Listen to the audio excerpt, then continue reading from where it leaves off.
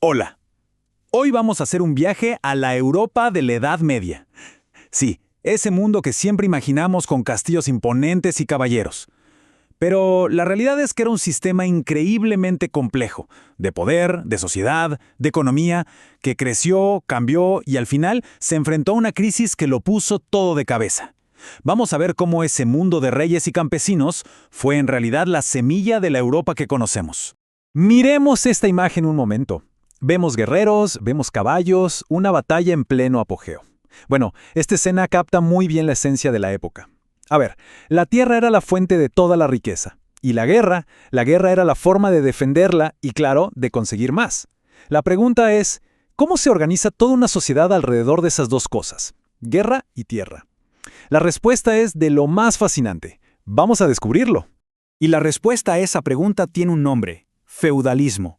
Este sistema fue la verdadera columna vertebral, no solo política, sino también social, de toda la Edad Media.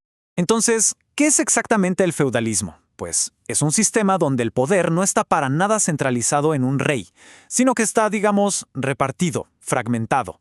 El poder real, el de verdad, lo tenían los señores locales, que controlaban sus propios territorios. Y la base de todo era la tierra, por supuesto, trabajada por campesinos que, bueno, no eran del todo libres. Y esto nos lleva a un punto que es clave para entender el poder en esa época.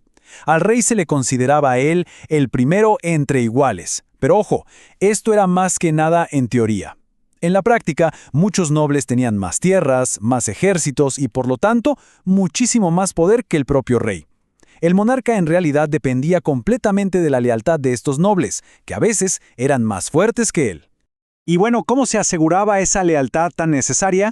Se hacía a través de lazos personales, con ceremonias como la que vemos aquí. Un noble, que sería el vasallo, le juraba lealtad y servicio militar a otro más poderoso, su señor. Y a cambio, ¿qué recibía? Pues un feudo, que casi siempre era un pedazo de tierra. Así se iba tejiendo una red de lealtades que mantenía todo el sistema más o menos unido. Ahora, dejemos un poco la política y pasemos a la estructura social. ¿Cómo se veía a sí misma la gente de esa época?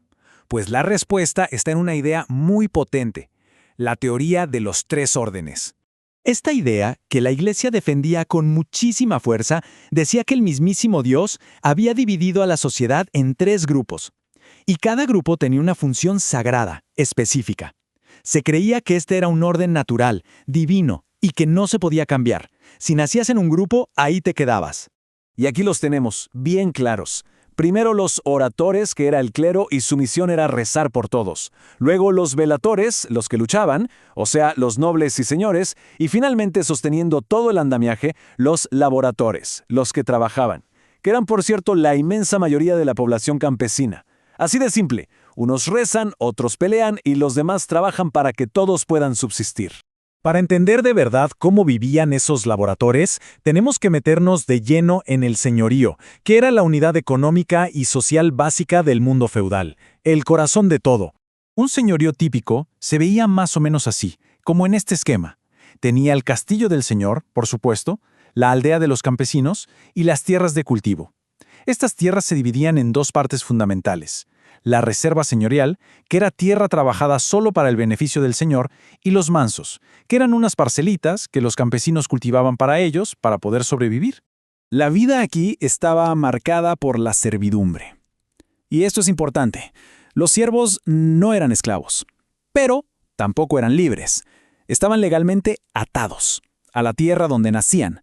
No podían irse sin el permiso del señor, a quien además le debían pagar rentas. ¿Cómo? Pues con trabajo, con parte de la cosecha o, con el tiempo, con dinero. Pero a partir del siglo XI, este mundo, que era casi todo rural, empezó a cambiar. Algo nuevo, algo dinámico, empezó a surgir con muchísima fuerza. Las ciudades volvieron a nacer. Miren nada más el contraste. A un lado el señorío rural, todo ordenadito. Al otro la ciudad medieval, amurallada, apretada, caótica y llena de vida.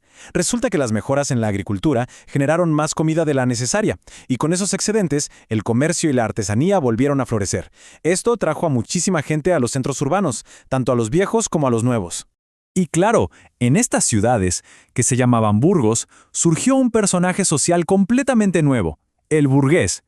Esta gente no encajaba para nada en el esquema de los tres órdenes. No eran señores guerreros, pero tampoco eran campesinos atados a la tierra. Eran comerciantes, artesanos, eran personas libres. Y su riqueza no venía de la tierra, sino de su trabajo, de su ingenio y del comercio. Dentro de la ciudad, la vida económica se organizaba en gremios. O sea, cada oficio, los zapateros, los tejedores, los herreros, tenía su propia asociación. Y estas corporaciones lo controlaban absolutamente todo, desde las técnicas que se usaban y la calidad del producto, hasta los precios y quién podía trabajar en ese oficio. Eran la base de la economía de la ciudad. Por supuesto, el crecimiento de las ciudades no fue nada pacífico. Los señores feudales, claro, intentaron controlarlas y cobrarles impuestos como si fueran sus siervos. ¿Y qué pasó? Pues que los burgueses se organizaron y lucharon, a veces de forma muy violenta, por su autonomía. Lo que querían era ser dueños de su propio destino, algo que era impensable en el mundo feudal tradicional. Este mundo medieval tan dinámico, con sus tensiones entre el campo y la ciudad, llegó a un punto de quiebre total en el siglo XIV. Entramos en una era de crisis, pero de crisis con mayúsculas.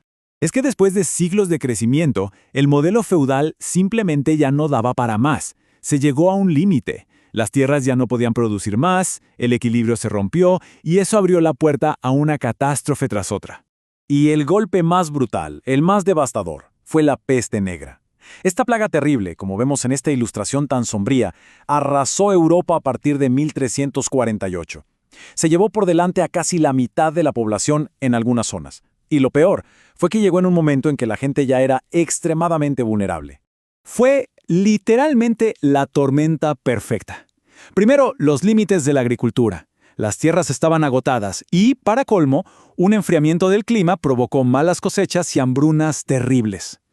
Sobre esa población, que ya estaba débil y hambrienta, cayó la peste negra. El efecto fue letal.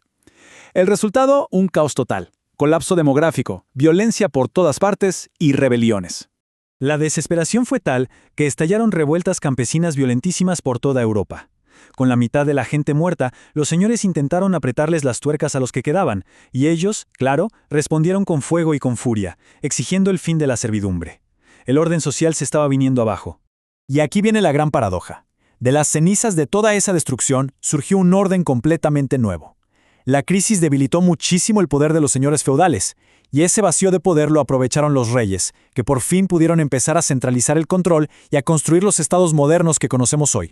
Al final, esta historia nos muestra que incluso los sistemas que parecen más sólidos pueden colapsar, pero también que de las peores crisis a menudo nacen las transformaciones más grandes.